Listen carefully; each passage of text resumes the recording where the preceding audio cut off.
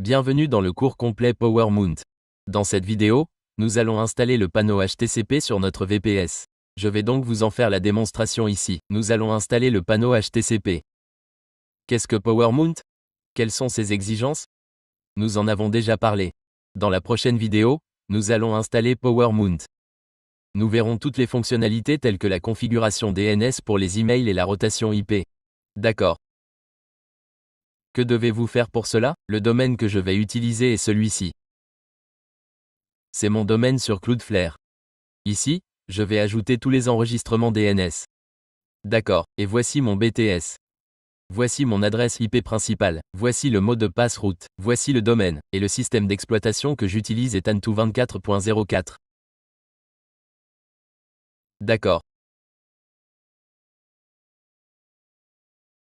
Vous pouvez également utiliser d'autres systèmes d'exploitation comme Ubuntu, Debian et leur version. Vous pouvez utiliser Debian 112. Vous pouvez également utiliser CentOS Linux, mais dans cette vidéo, nous le ferons sur Ubuntu. D'accord. Tout d'abord, si vous n'avez pas le logiciel BITB, vous devez ouvrir le logiciel client SSH-BitB. Si vous ne l'avez pas, vous pouvez rechercher le client SSH-BitVis sur Google. Vous trouverez ici le premier lien. Après être venu ici, vous pouvez le télécharger. Après l'avoir téléchargé, installez-le. Après l'installation, vous verrez quelque chose comme ça. Ici, dans le champ hôte, vous devez saisir l'adresse IP de votre VPS. D'accord. Et dans le champ nom d'utilisateur, vous devez saisir route. Par défaut, c'est route. Si votre fournisseur vous donne un autre nom d'utilisateur, vous pouvez également le saisir ici. D'accord. Je copie donc mon adresse IP à partir d'ici, puis je la mets dans le champ hôte. Par défaut, le nom d'utilisateur est route et le port SSH est 22. Je le saisis, puis je clique sur connexion. Je clique sur accepter pour cette connexion et je saisis le mot de passe route ici. Après avoir cliqué sur OK, je suis connecté à SSH. Que dois-je faire? J'ouvre le terminal. D'accord. Je l'efface. D'accord. Et ici, j'augmente également sa taille, etc. D'accord. Je clique sur OK ici. Nous allons donc installer HTCP. Quelles que soient les commandes HTCP présentes, vous les trouverez toutes dans la documentation de ce guide. D'accord, voici ce que vous devez faire pour installer HTCP. Voici la commande d'installation de HTCP. La commande ci-dessus est réservée à OVH, car par défaut, OVH ne donne pas d'accès utilisateur root. Vous obtiendrez également une vidéo à ce sujet. D'accord, voici donc la commande que j'ai utilisée pour installer HTCP. Je copie la première commande. Vous devez la saisir ici et appuyer sur Entrée. Comment la coller? Dès que vous faites un clic droit avec la souris ici, le texte que vous avez copié sera collé ici. Par exemple, j'ai copié la deuxième commande ici, puis j'ai appuyé sur Entrée. D'accord.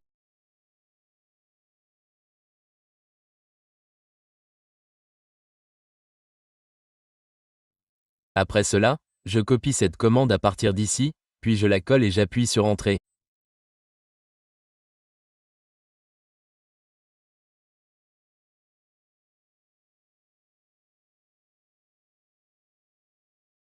Tapez donc I et appuyez sur Entrée.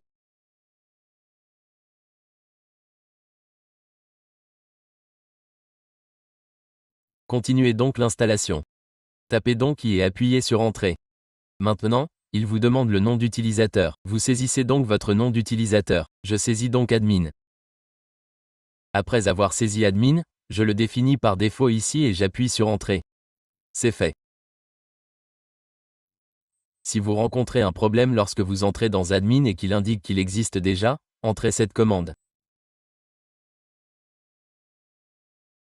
ruptl admin ouvre un terminal séparé et lance cette commande. ruptl espace admin puis appuyez sur Entrée. Ainsi, lorsque vous entrez dans admin, cela fonctionnera ici. Ici, L'administrateur demande un mot de passe. J'utilise donc le même mot de passe ici. Appuyez sur Entrée. Et que devez-vous faire maintenant? Vous devez copier votre nom de domaine. Entrez admin ici, puis votre nom de domaine. Vous pouvez également utiliser d'autres sous-domaines à la place d'admin, par exemple, email. Appuyez sur Entrée. Vous devez entrer le nom d'hôte ici. J'entre donc le nom d'hotmail.udomain. Quel que soit votre domaine, c'est xyz.com. Appuyez ensuite sur Entrée. HDCP est en cours d'installation. Alors que faire? Vous copiez votre adresse IP ici et créez 4 à 5 enregistrements ici.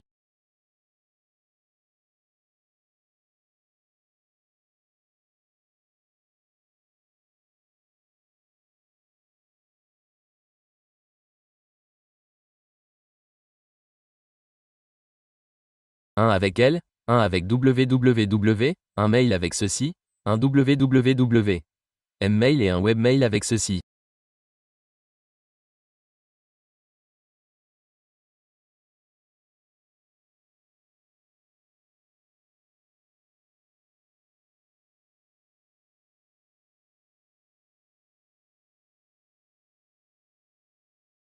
Ici, notre HDCP est en cours d'installation. Alors que faire ici? Vous devez créer ces 5 enregistrements au préalable.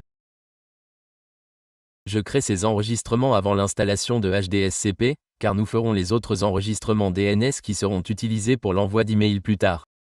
Configuration de l'enregistrement SPF, configuration de l'enregistrement marque, configuration de DKM, nous les installerons plus tard. Mais vous devriez avoir ces 5 enregistrements ici avant l'installation de HTCP, ou que vous gériez le DNS, car le SSL qui est installé sur l'hôte au moment de l'installation sera effectué automatiquement sur MAT. Vous devez donc créer ces 5 enregistrements www.mail et webmail.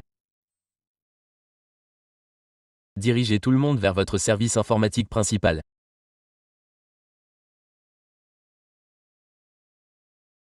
HDCP est en cours d'installation en ce moment.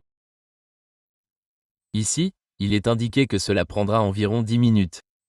Cela se termine en 7 à 8 minutes. Cela dépend de la RAM du VPS. L'installation est donc terminée ici. Lorsque votre installation est terminée, vous verrez un résultat comme celui-ci. Ici, il vous demande si vous devez redémarrer. Et voici vos informations. Alors, que dois-je faire? Je copie ces informations et je les saisis ici. Le mot de passe que vous avez utilisé au moment de l'installation sera votre mot de passe. Je le colle ici. Voici donc les détails de mon HDCP. Il demande maintenant au système de redémarrer pour terminer le processus d'installation. Vous pouvez donc appuyer sur n'importe quelle touche.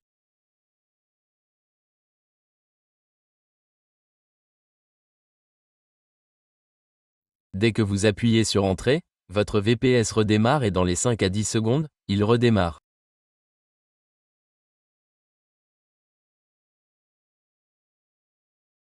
D'accord, il existe donc 2 façons de procéder. Vous pouvez également vous y connecter par adresse IP. Vous pouvez également vous y connecter par domaine. Laissez-moi d'abord essayer avec le domaine. Si SSL est installé dessus, vous pouvez le faire depuis le domaine. Sinon, vous pouvez également vous connecter via l'adresse IP. D'accord, il redémarre d'abord. Laissez-le s'allumer.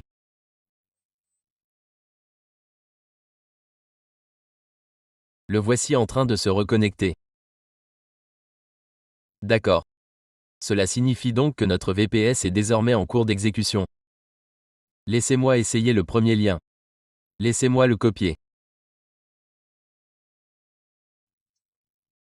Je l'ouvre ensuite et je vois que SSL n'est pas encore correctement installé. Je clique sur Continuer pour annuler l'enregistrement. Vous pouvez également le faire depuis celui-ci. Mon nom d'utilisateur est admin. J'ai donc mis admin dans le nom d'utilisateur. Appuyez sur Entrée. J'ai entré le mot de passe et j'ai cliqué sur Connexion. Lorsque vous revenez sur le web, vous voyez qu'il n'y a pas de SSL dessus. Nous allons installer SSL dessus. D'accord. Notre configuration VPS est terminée ici. Ce que vous devez faire maintenant, ce sont les paramètres de base. Tout d'abord, vous mettez votre domaine principal ici, vous devez cliquer sur Ajouter un domaine web. Cliquez sur Continuer. Entrez le domaine. Quelle que soit votre adresse IP principale, sélectionnez-la. Je sélectionne donc celle-ci. Les deux doivent être sélectionnés ici. Il faut vérifier la prise en charge DNS et messagerie, puis, cliquez sur Enregistrer.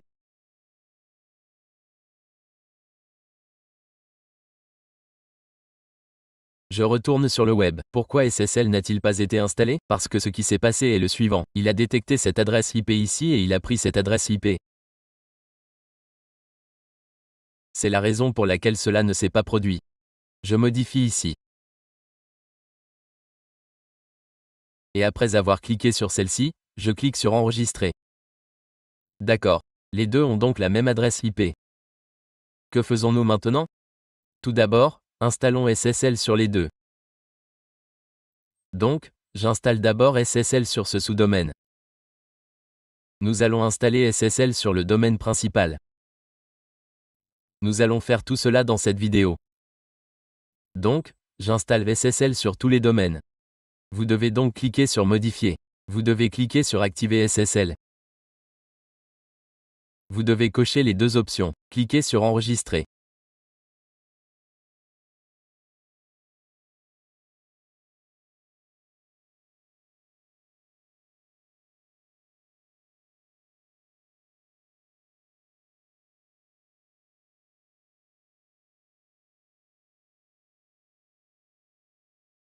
SSL a donc été installé ici. Lorsque j'arrive sur le web, vous verrez SSL ici. Une coche verte s'affichera dessus. D'accord, la configuration de base est donc terminée, et quelles que soient les fonctionnalités disponibles au fur et à mesure que vous progressez dans votre cours, vous continuerez à configurer les choses en conséquence. Les services de messagerie, etc., seront également installés dessus. Les comptes de messagerie, etc., seront créés ici. Lorsque vous arrivez dans la section de messagerie, tous vos domaines seront visibles ici. Quel que soit le domaine que vous possédez, vous pouvez créer votre compte de messagerie ici. Vous pouvez créer une base de données ici. Vous pouvez configurer des tâches crunch ici.